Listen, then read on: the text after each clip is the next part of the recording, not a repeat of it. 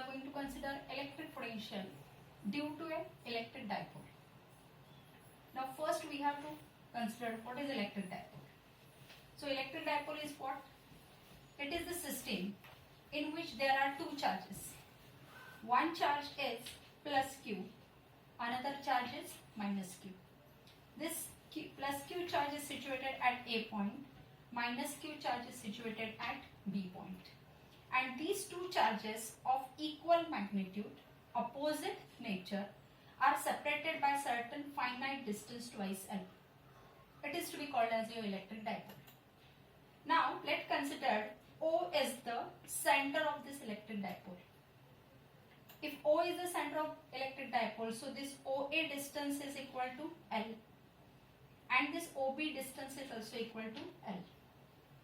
And somewhere near to electric dipole their P point is located. And we want to find out electric potential at this P point due to electric dipole.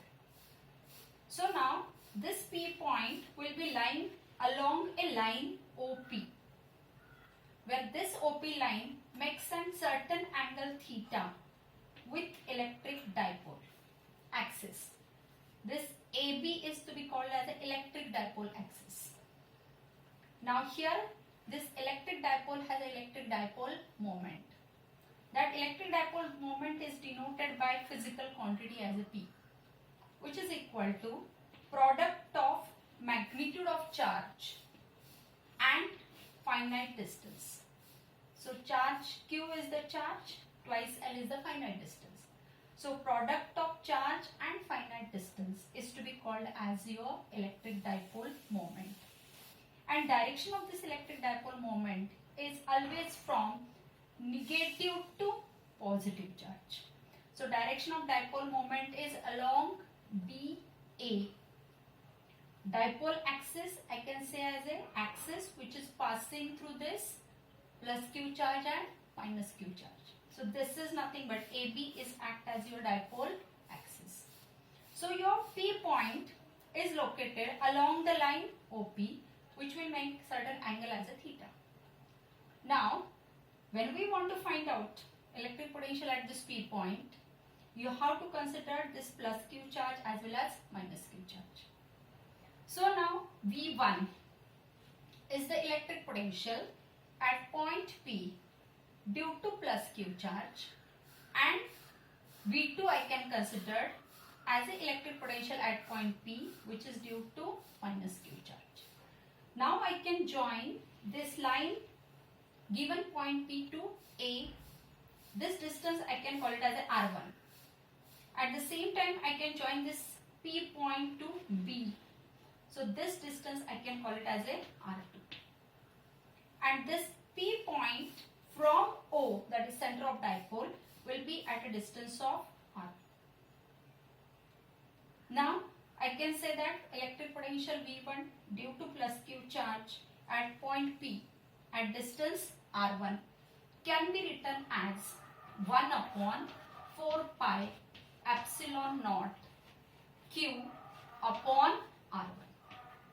Now why we are written like this? Because in the previous lecture we have seen electric potential V due to point charge is 1 upon 4 pi epsilon naught Q upon R. So now here we are talking about independent charge plus Q. That's why I can say that potential will be become as a Q upon R1. So I have written this V1. Similarly now I can write V2.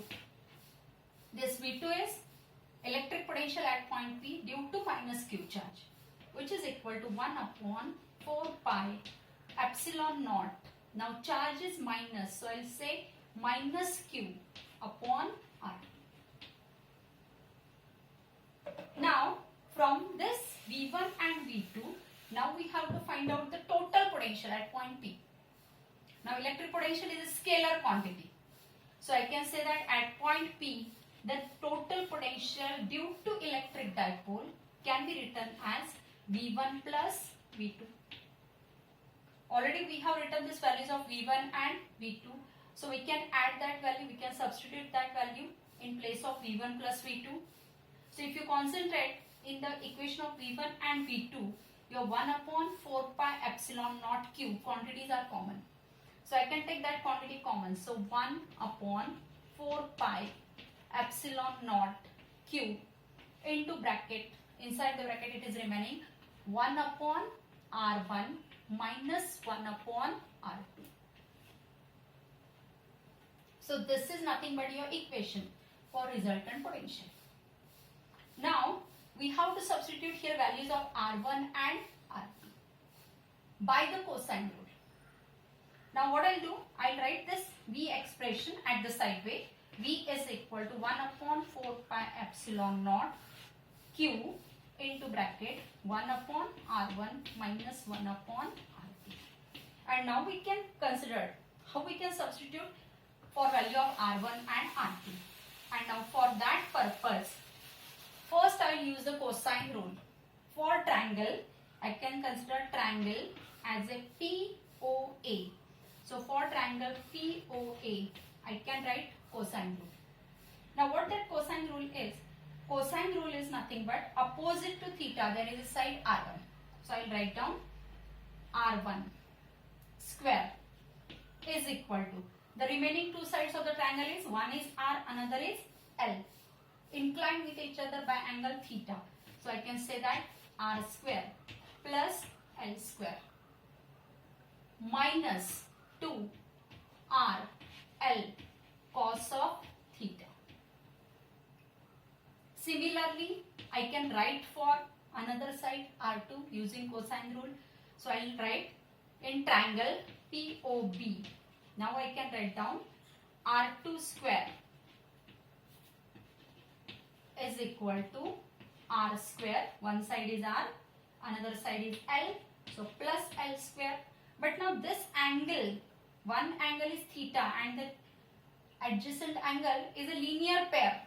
So that's why this value of measurement of this angle theta, I can write down which is equal to 180 minus theta. Now as it is 180 minus theta, I can write down minus 2 R L cos of 180 minus theta. Now according to trigonometry, you find that cos of 180 minus theta can be written as a minus theta. So minus theta and this minus sign, it will become plus. And then I'll write down R2 square is equal to R square plus L square plus twice RL cos of theta. So one value I am getting for R1 square, this value I am getting for R2 square. But what I want value of R1 and R2. So automatically now I will take the square root of this. If I want to take square root of this, so what I will do here, I can write down here R and square root, that's why here I can put a power as it 1/2. Similarly for R2 square, I will take square root of both sides. So if I take the square root of both sides, so here also at the other side also I am getting power as a 1/2. So these are your values of R1 and R2. Now this values of R1 and R2 I can reduce into another form. What I'll do? R1 is equal to, now this R square term with 1/2 power I can take as a common term. So R square raised to 1/2 means it will be written as simply R. And that term I'll take common, so I'll get it here 1 plus L square upon R square minus here 2 L upon R into cos of theta. Similarly, now I can write reduced form of this R2 square also. So for this R2 square, R2 also I can write down R2 can be written as R term with 1/2 power minus common. So R inside the bracket, what is remaining now? 1 plus, here I will get it as a L square upon R square plus 2 L R cos theta. So now I am getting term as a R and R1 and R2. Now what is the next term? I want reciprocal of R1 and reciprocal of R2. Now for reciprocal of R1 I can say 1 upon R1 can be written as 1 upon R into this half power can be written as a, I will write down that half power as a 1 plus L square upon R square minus 2LR cos of theta raised to minus half. Similarly, I can write down for R2 also as a reciprocal of R2. So now I can write down reciprocal of R2. So 1 upon R2